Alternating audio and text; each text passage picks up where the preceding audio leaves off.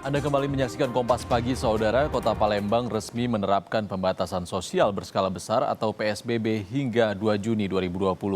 Meski telah diberlakukan, pemerintah daerah belum akan menerapkan sanksi.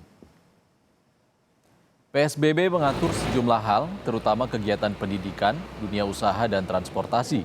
PSBB wajib dipatuhi dan dilaksanakan oleh seluruh instansi lembaga pemerintah maupun swasta, pelaku usaha, serta seluruh masyarakat. Semua pihak juga diminta secara konsisten menerapkan protokol kesehatan dan pencegahan COVID-19. Selanjutnya, pemberian sanksi akan dimulai 2 hari setelah Lebaran, namun sifatnya masih berupa teguran hingga administratif. Dari data gugus tugas COVID-19, Palembang mendominasi kasus positif di Sumatera Selatan dengan 351 kasus hingga 20 Mei 2020.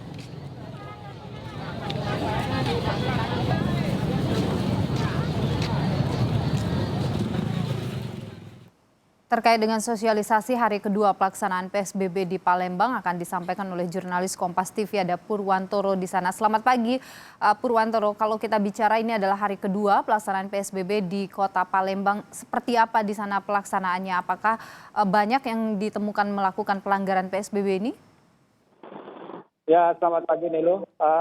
Di hari kedua ini sama dengan hari pertama di pemberlakuan atau sosialisasi dari PSBB di Palembang masih berjalan seperti biasa. Aktivitas warga juga masih berjalan seperti biasa karena sebelum diberlakukan atau disosialisasikannya PSBB ini, sebelumnya Palembang sudah melakukan hal-hal terkait untuk penanganan COVID-19 setelah ditemukannya kasus infeksi hampir di seluruh kecamatan di Kota Palembang melalui instruksi wali kota yang sanksinya adalah apabila masyarakat bila beraktivitas di luar rumah tidak menggunakan masker sebelumnya itu akan diinapkan selama 1 kali 24 jam di asrama haji dan Wisma PGRI di Palembang. Jadi sebenarnya ini sosialisasi atau bisa dikatakan pemberlakuan dari pembatasan sosial berskala besar di Palembang. Nampaknya warga Palembang itu sudah mulai terbiasa dengan aktivitas-aktivitas protokol kesehatan terkait COVID-19. Nilu. Masyarakat sudah terbiasa dengan aktivitas yang menggunakan protokol kesehatan. Bagaimana dengan sektor usaha seperti industri, pasar, dan lain sebagainya? Bagaimana penerapannya di sana? Ya, nah ini yang sedikit berbeda karena menjelang sepekan sebelum Lebaran ini, aktivitas pasar, mal itu mulai dipadati oleh warga. Walaupun mereka masih sudah menggunakan masker, kemudian mengaku sudah melakukan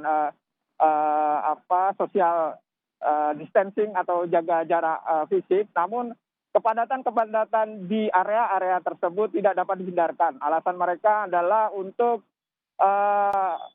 persiapan menjelang Lebaran sesuai dengan tradisi mereka. Nah ini yang disesalkan sehingga sosialisasi ini juga akan menyasar di sektor usaha seperti pasar dan dunia usaha lainnya.